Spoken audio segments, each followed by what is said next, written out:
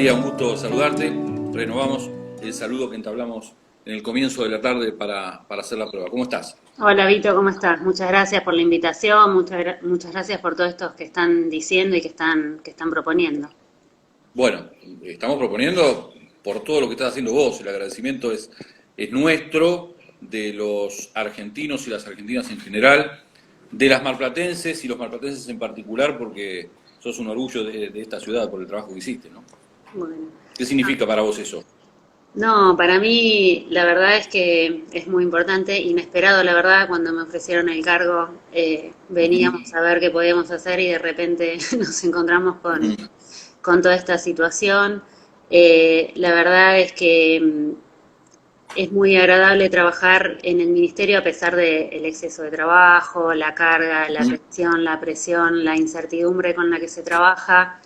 Trabajar con equipos y con un apoyo político, si se quiere, que va en una dirección en donde uno por ahí podrás equivocarte en alguna estrategia, por supuesto, como a todos nos puede pasar, pero realmente que el horizonte sea esto, tratar de cuidarnos, tratar de cuidar a la población, que se escuche lo que uno hace como equipo técnico, ¿no? A mí, yo soy epidemióloga, es una especialidad que ahora todo el mundo habla, pero la realidad es que hasta ahora era muy difícil el reconocimiento a esa especialidad. De hecho, hay mucha gente que todavía no sabe ni qué hacemos, básicamente los epidemiólogos, más en el sistema de salud.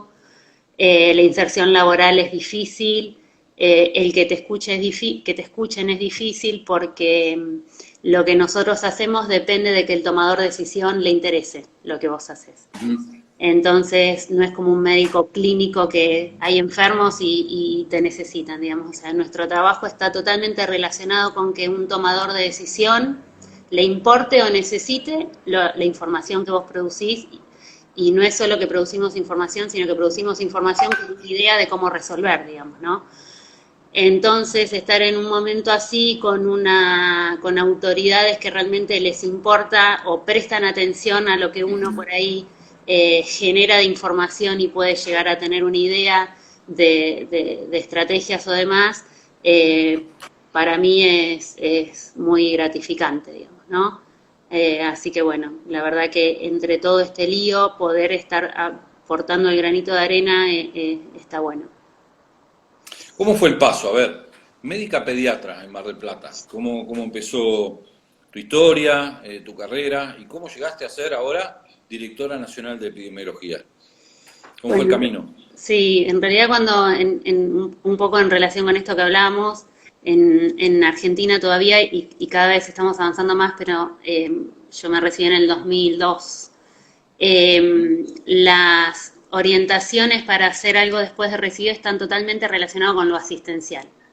Las residencias son en relación a lo asistencial, eran muy difíciles los caminos a lo no asistencial, a la salud pública, a la epidemiología, es como que no estaba dentro del listado de cosas que uno puede hacer. Entonces, en ese sentido, terminé la residencia y la carrera y dentro de lo que más me gustaba era pediatría, hice la residencia de pediatría, haciendo la residencia de pediatría me di cuenta, la verdad, que no era lo que más me satisfacía, la atención de pacientes personal. Muchas veces me llegué a preguntar si no me había equivocado de carrera.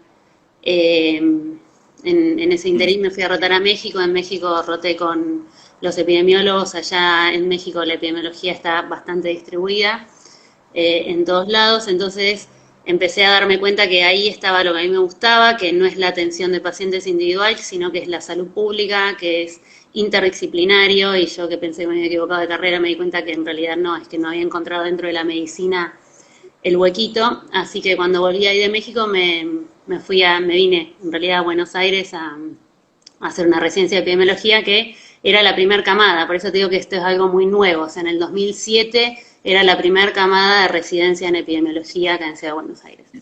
Cuando terminé la residencia hice una maestría y ahí entré después a trabajar en el ministerio, en el programa de vacunas, que Carla Bisotti, que ahora es secretaria de acceso, era en ese momento ella la jefa del programa de inmunizaciones. Entonces empecé a trabajar con ella y después cuando me volví a Mar del Plata, seguí siempre en contacto con el ministerio y con actividades junto con Carla. Así que después de esto llegué a Mar del Plata, estuve un año sin conseguir trabajo y ¿Qué año ahí fue ese, en realidad?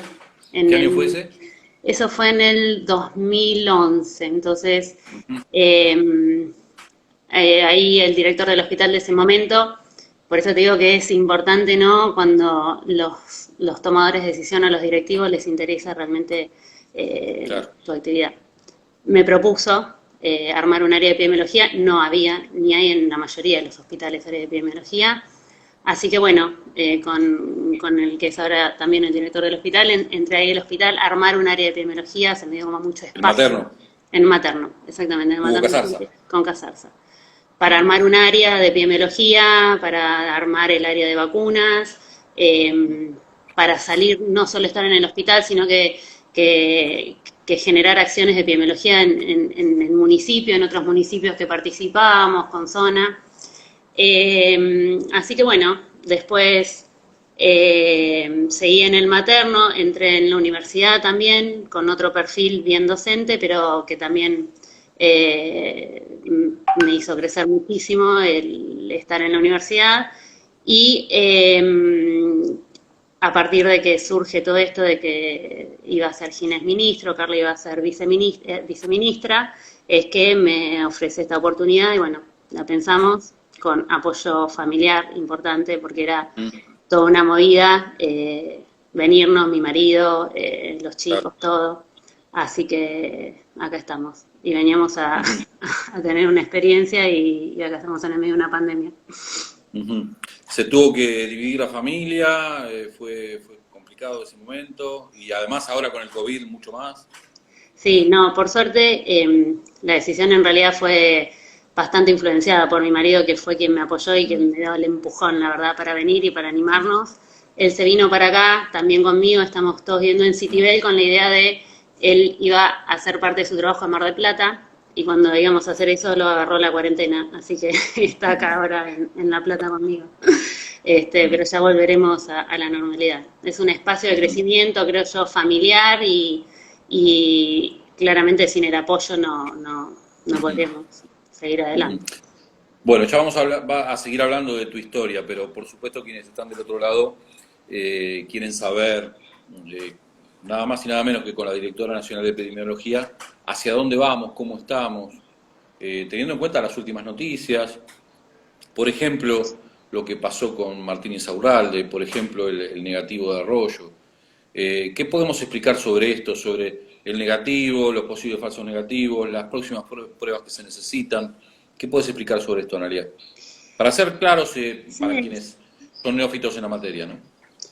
Nosotros ahora estamos en un momento en donde estamos con un crecimiento del número de casos, con momentos de flexibilización en la gran mayoría de las partes del territorio nacional, casi el 85% del país está saliendo del Ujú, aislamiento, con todo lo que eso implica, porque cuando estamos, este es un virus que claramente se transmite y mucho y más con los amontonamientos y demás, ¿no? ujú, Entonces, cuando vos tenés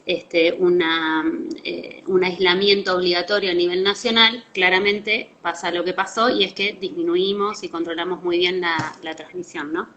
De la enfermedad. En este momento ahora estamos en un gran desafío que es ir saliendo paulatinamente de esto, controlando la enfermedad también, ¿no? Entonces, en este sentido es que estamos reforzando todo lo que venimos haciendo desde el principio, pero reforzado ahora porque la gente empieza a salir.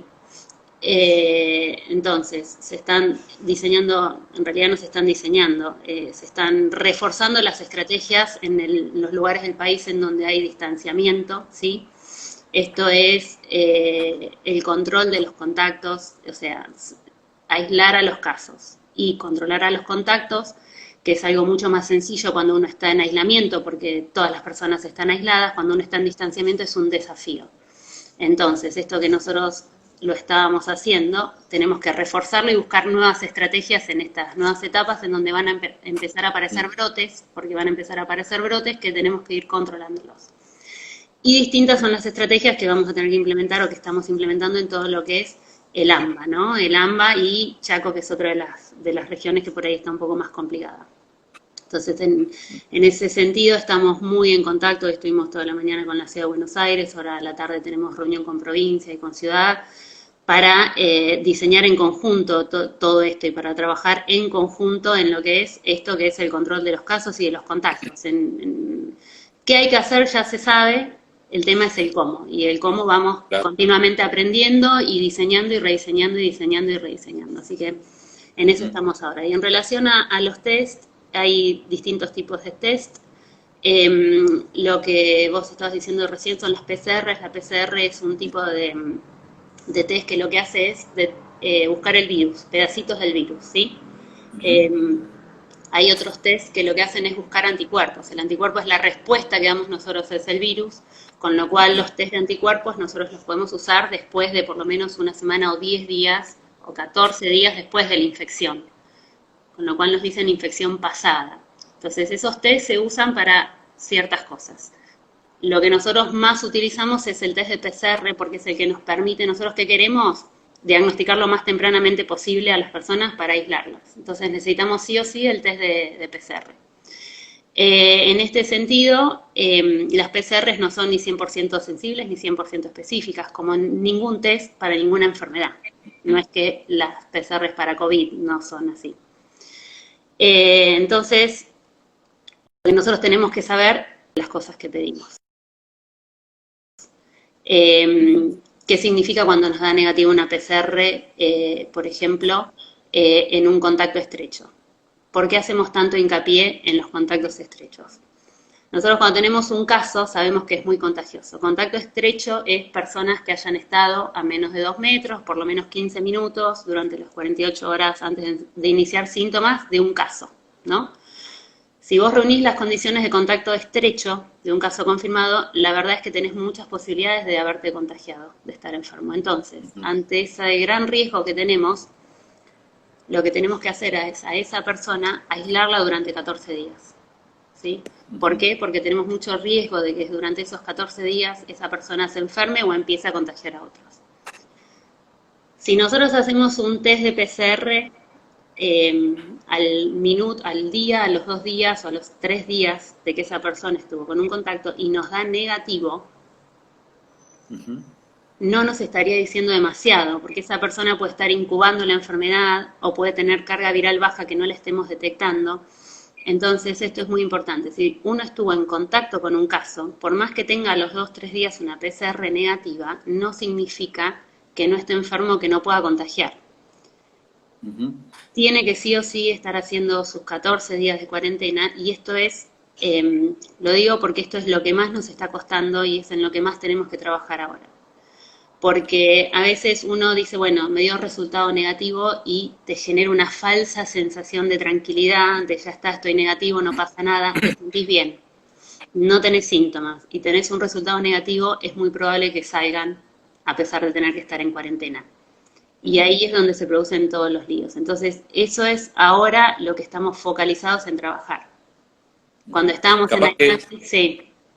Capaz que poniéndole nombre propios, ahora sirve. Lamentablemente pasó con alguien que ojalá no le hubiera pasado, pero por ahí poniéndole el nombre propio de gente conocida, se puede tomar más conciencia, ¿no? En este caso, el doctor Arroyo, el licenciado Arroyo, se hizo el test, le salió negativo, tiene que hacer los 14 días obviamente de aislamiento, y ahí tomamos conciencia con un nombre propio realmente conocido, ¿no? Exactamente, exactamente. Cuando pasó todo esto ayer estuvimos en contacto, y esta era la duda que nos preguntaban todos, y es así como vos decís. Él estuvo en contacto con Martín Insaurralde, es un contacto estrecho, tiene que estar, por más que sea el ministro de Desarrollo Social, 14 días en cuarentena, y por más que tenga una PCR negativa.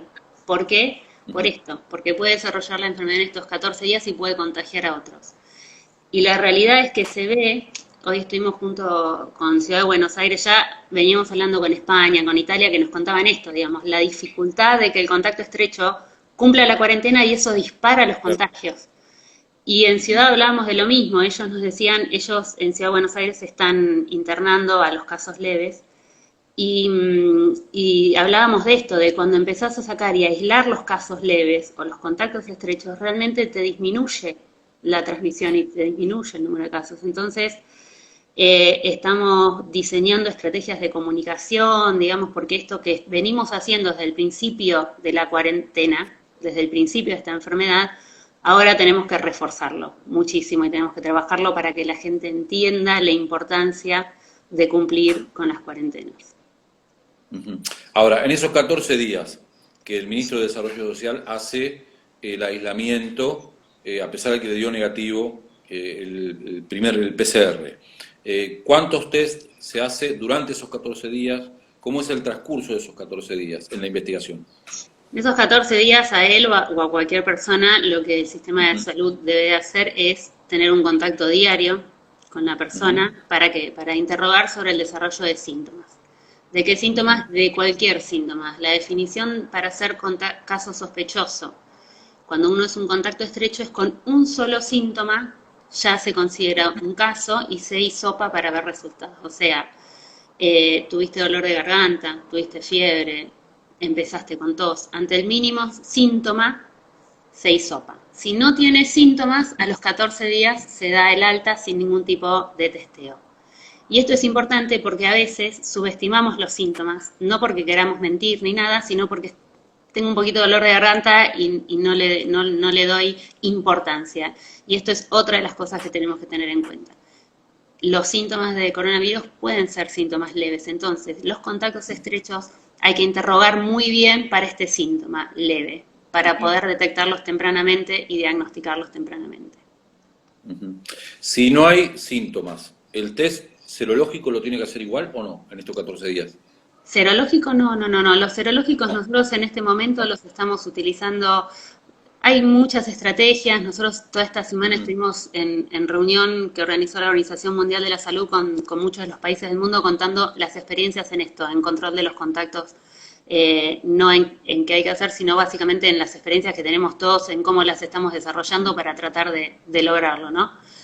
Y en general estamos más o menos todos por el mismo carril. Algunos países hacen testeos en la mitad de la cuarentena, pero sin ningún cambio de conducta. Ante los resultados negativos igual se cumplen los 14 días de cuarentena, con lo cual todos coincidimos en los 14 días de cuarentena, y los estudios serológicos tienen más bien un fin epidemiológico, no de toma de decisión con el paciente, sino de evaluar cómo está la prevalencia, digamos, más relacionado con estudios de investigación epidemiológicos que con toma de decisión sobre pacientes.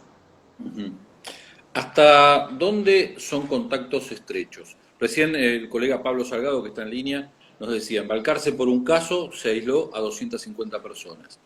La pareja, la esposa de Martín Insaurralde, Jessica Sirio, que está en un programa de televisión que se ve mucho los domingos al mediodía. Ayer se hablaba en las redes, y esto es simplemente para ponerle nombres propios y para que sea un ejemplo para el resto. ¿Todos los integrantes de ese programa tienen que aislarse porque estuvieron en contacto con la compañera de Martín Insaurralde? No. Por eso son tan importantes los equipos epidemiológicos, porque son los que tienen que hacer la investigación del caso y definir qué es contacto estrecho y qué no. Siempre uno es más amplio y ante la duda se incluye más que se excluye, ¿no? Pero claro, hay algo que sí está muy claro y que es el contacto del contacto no contagia. O sea, en este caso Jessica Sirio no es considerada caso, ella lo que sí va a tener que hacer son 14 días de cuarentena estricta con un monitoreo de síntomas y se considerará, si ella en algún momento desarrolla síntomas y se positiviza, se considerará contactos estrechos de ella a las personas con las que estuvo en contacto desde 48 horas antes del inicio de síntomas. Que al estar en cuarentena debería de ser ninguno, básicamente. ¿Sí? Ajá. Por eso es que se ponen en cuarentena. Para que si estas personas desarrollan síntomas, no tenga contactos estrechos que sigan la cadena de transmisión. ¿Sí? Uh-huh. Por eso es que el programa de ella no se debería de suspender y creo que no se va a suspender porque son contactos de contactos. ¿Sí? Uh-huh. No llegan a ser estrechos. No llegan a ser estrechos, exactamente. No se consideran contactos. Hay una definición específica, por ejemplo, para barrios vulnerables, porque nosotros hablamos de contactos estrechos, aquellos que están a menos de 2 metros, 15 minutos, convivientes y demás, pero en algunas situaciones de hacinamiento consideramos, por ejemplo, las personas que viven en edificios que comparten baño y cocina, consideramos a todo el edificio contactos estrechos, independientemente de la cercanía o no. Entonces, ante situaciones particulares se toman decisiones particulares. Imagínate que las definiciones de casos y de contactos nosotros las armamos desde el Ministerio de Salud de la Nación para todo el país. Un país totalmente diverso con un montón de situaciones particulares. Entonces, estas definiciones se pueden ir ayornando o generando definiciones específicas según las particularidades de cada lugar, ¿no? Y de cada situación particular. Saludamos a Yamila Zavala Rodríguez, marplatense, que fue designada en el Ministerio de la Mujer de la Provincia de Buenos Aires. Está del otro lado también escuchándonos y viéndonos. Le mandamos un abrazo como coordinadora de la quinta sección. Analía, estamos en un momento en el cual no sabemos cuál va a ser el pico, pero sí subió la meseta. En Europa, que los casos fueron realmente dramáticos, miles en algunos países, llegó el amesetamiento y ahora baja la curva. La curva sube en la Argentina porque por una cuestión estacional o porque se aligeró el confinamiento, y baja en Europa por una cuestión estacional y porque hubo confinamiento tarde, pero lo hubo, o cuáles son las razones. Porque aquí el confinamiento, afortunadamente, por decisiones, como decís vos, que realmente son buenas de quienes tienen que decidir, el confinamiento empezó rápido. Pero, ¿cómo es el tema de la baja y la suba de la curva? Sí, nosotros la verdad es que tuvimos varias ventajas. Una es esto que hablábamos de las tomas de decisiones rápidas, y otra es que la verdad es que teníamos la experiencia de Europa. Entonces nosotros ya sabíamos lo que había pasado 3 semanas antes de que llegara el virus acá, con lo cual tener esa experiencia nos ayudó un montón, porque aparte estábamos hablando con ellos, que nos iban contando cómo fueron las cosas. Lo que nosotros hicimos básicamente fue ganar tiempo, fue ganar mucho tiempo para organizarnos, para tener más en claro las cosas, para diseñar estrategias. A ver, que hay que aislar los casos y que hay que controlar los contactos se sabe desde enero, febrero. Lo que pasó en Europa y las soluciones que se dieron en Europa son una cosa, pero nosotros eso lo tenemos que adaptar a Argentina, digamos. O sea, por ahí lo que sirve en Europa no sirve en Argentina. Entonces, la forma de registrar contactos y controlar contactos en Corea del Sur, en Taiwán o en Alemania, probablemente, y que es lo que estuvimos viendo, no sirve acá en Argentina, ¿no? Entonces, claro, todo eso nos llevó a que, si bien uno tenía idea de qué es lo que hay que hacer, pudimos afinar el cómo lo podemos hacer en Argentina con realidades totalmente distintas, con poblaciones, con barrios vulnerables, con el sistema de salud distinto que tenemos nosotros. Eso hizo que además el sistema de salud se pudiera preparar realmente mucho mejor en relación a insumos, a respiradores, a camas, a planificación de cómo se va a utilizar el sistema de salud, a equipos de protección personal. En Europa, cuando los agarró al principio, la verdad es que hubo muchas faltas de equipo de protección personal. Nosotros ahora tenemos ya empresas argentinas produciendo, tenemos empresas argentinas produciendo respiradores, por ejemplo. La verdad es que tuvimos toda esa fortuna junta que hace que hoy estemos en una situación con un aumento de casos que no sabemos si es el pico o no, porque nos vamos a enterar cuando empecemos a bajar los casos. Son virus respiratorios, los virus respiratorios en invierno circulan más. En este momento estamos con un aumento de casos, como hablábamos, principalmente en AMBA, pero por suerte no por suerte, digamos, por todo lo que se vino haciendo, el trabajo que se vino haciendo. Porque se tomaron decisiones rápidas. Exacto, sin saturación del sistema de salud, y lo que estamos trabajando fuertemente ahora es para seguir, si bien sabemos que va a aumentar, sabemos que va a aumentar en AMBA, sabemos que en el resto del país vamos a tener brotes localizados. Entonces todos los esfuerzos son en eso, en ir a controlar los brotes en las provincias que no son AMBA y en disminuir al máximo la transmisión y la circulación en ciudad y en provincia. ¿Para qué? Para que este pico que nosotros vamos a tener sea lo más leve posible. Y cómo se sigue, no se sabe, digamos. O sea, hoy estábamos leyendo que en Beijing volvieron a detectar casos comunitarios, con lo cual fueron y dieron marcha atrás para abrir las escuelas. Entonces, con coronavirus estamos como todo el tiempo aprendiendo y viendo qué es lo que está pasando. Es decir, no hay una respuesta exacta y concreta de por qué bajó el pico en Europa, donde realmente los números de casos son muchos, y por qué acá está subiendo. Es decir, no es Claramente una cuestión netamente estacional. las medidas de No, cuarentena que se implementaron en Europa hicieron que bajen los casos, digamos, ellos cuando se vieron sobresaturados por el sistema de salud, en Europa eh, estuvieron unas cuarentenas fuertes también, como las nuestras más pues, tardías, y lograron ahí en este momento bajar los casos y ahora ellos están entrando ya en verano. Nosotros estamos ahora en invierno, hicimos la cuarentena, estamos empezando a flexibilizar y entonces está empezando a aumentar un poco la transmisión. Así que bueno, en eso estamos trabajando fuertemente. Lo importante es esto y la verdad es que se está trabajando en conjunto. Ayer estuve en Río Negro y nos juntamos Río Negro y Neuquén a ver cómo trabajar en conjunto. Ciudad de Buenos Aires y provincia se están juntando con nosotros en el medio para ver cómo trabajar en conjunto. Todo esto que es esto, es difícil, es lo que yo les contaba de las estrategias en Alemania y Corea del Sur, nos contaban de las apps y la forma de que usaron ellos la tecnología para rastrear contactos y nosotros la verdad es que con la experiencia que tuvimos, por ejemplo, en Buenos Aires cuando empezamos a ir a los barrios populares, el primero que fuimos que fue la 31, eh, en ese momento estaba la metodología del rastreo de los contactos por llamados telefónicos, que pensamos que moderadamente funcionaba. Cuando vimos que empezaron a aumentar, que dijimos mejor vamos casa por casa a ver qué es lo que está pasando, nos dimos cuenta que el llamado telefónico claramente no era la mejor opción para ese barrio y que lo necesario para detectar a los nuevos casos sospechosos, ¿no? Entonces, lo que se está haciendo continuamente es esto, es diseñando las mejores estrategias adaptadas a nuestra situación y no es lo mismo un barrio que otro barrio en una misma ciudad.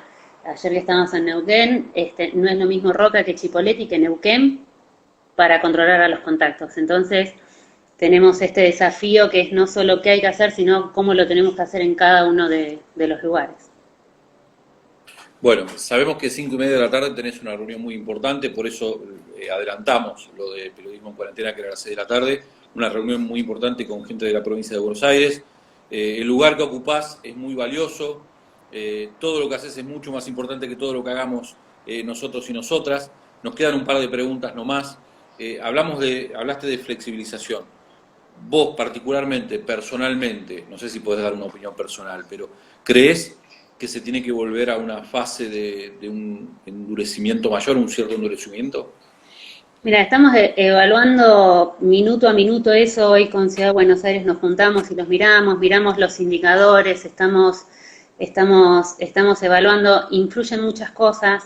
Esto que yo te contaba que empezamos a salir a buscar los casos en vez de esperar a que vengan, hace que también aumenten los casos. Y no es porque está aumentando la infección, sino porque salimos a buscar lo que antes no buscábamos. Entonces, lo mismo, provincia de Buenos Aires, lo mismo, está con muchas cuadrillas que salen a rastrear lo que antes era a través del 0800 o contactos telefónicos que recibía, pero que, bueno, por ahí el salir a buscar hace que...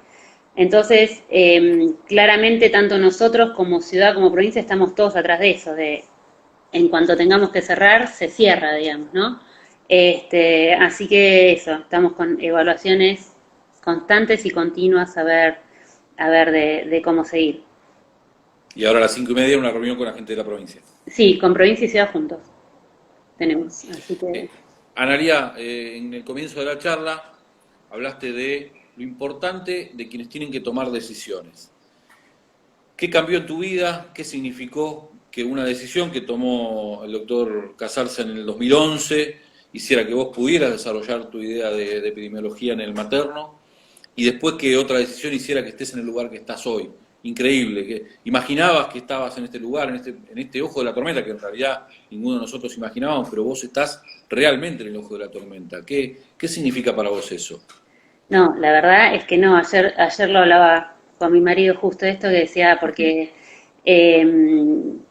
la realidad es que salud, no es que en todas las gestiones siempre hay cosas como más trascendentes o importantes que salud y que salud hoy esté tan digamos, en el ojo, y ni hablar epidemiología, la realidad es que no va a pasar muchas veces. Entonces, en este momento yo estoy capitalizando todas estas experiencias de todo, de estar con las autoridades más importantes del país y ver cómo se toman las decisiones y cómo se piensan las decisiones, a bajar el terreno, como estamos cuando fuimos a Chaco, ahora que fuimos a Río Negro, para ver el agente sanitario o cómo trabaja. Nos juntamos ayer con los directores de hospitales de toda la región del Valle, estaban de Villa Regina, de Choel y demás, para que nos cuenten sus experiencias en esto. Ellos en Choel tuvieron un brote con varias personas fallecidas, lo cual los afectó bastante, que ahora pudieron controlar.